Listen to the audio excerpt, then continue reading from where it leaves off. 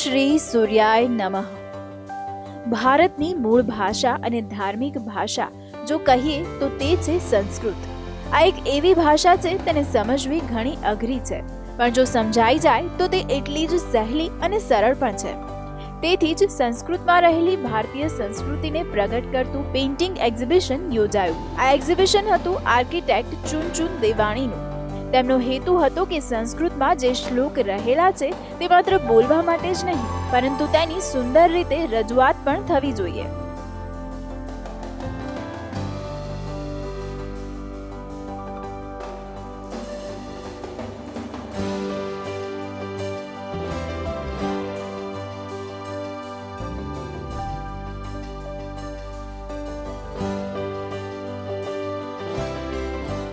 આપણે ખાલી પૂજા રૂમ સુધી જોઈએ।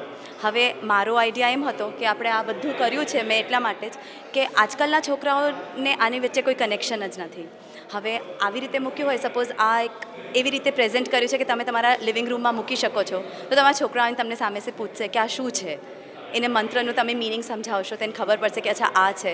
અને આપણી જે સ્ક્રિપ્ચર્સની જે સ્પિરિચ્યુઆલિટી છે એ બહાર આવશે, જે આપણે બધા ભૂલી ગયા છે, જે હવે કોઈ જાતનું કનેક્શન નથી, આપણે ખાલી બસ જાપવા માટે વાપરીએ છીએ, એના પૂરતું જ વાપરીએ છીએ। હવે આપણે આ બધું લાઈક આજના કલ્ચરમાં આપણે રેલેવન્ટ કરી શકાય છે કે હવે આવું આપણે પ્રેઝન્ટ ડેમાં આપણે વાપરી શકાય છે। એના માટે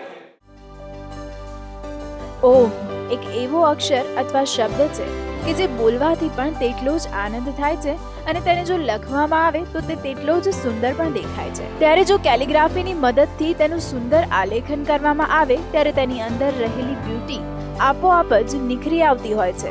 આવી રીતે સંસ્કૃત ભાષાના દરેક શબ્દો ન માત્ર બોલવામાં શાંતિ આપે છે, પણ જો તેનું વાંચન અથવા તેના પર દ્રષ્ટિગોચર કરવામાં આવે તો તે તેટલા જ અદ્ભુત દેખાય છે।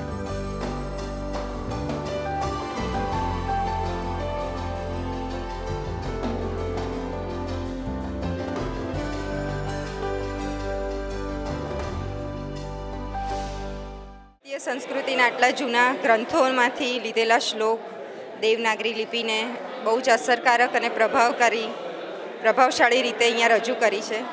આજના જમાનામાં છોકરાઓને સંસ્કૃત ખાલી ગોખવું ગમતું હોય છે, પણ આવું કંઈક સરસ જુએ ફ્રેમમાં મઢેલું અને એની સાથે એનું ટ્રાન્સલેશન ઇંગ્લિશ કે ગુજરાતીમાં વાંચે તો હું માનું છું કે કદાચ સંસ્કૃત વધારે એમને આકર્ષિત કરી શકે।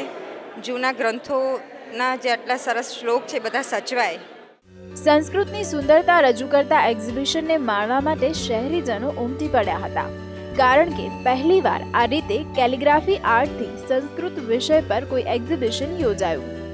બ્યુરો રિપોર્ટ, સંદેશ ન્યૂઝ।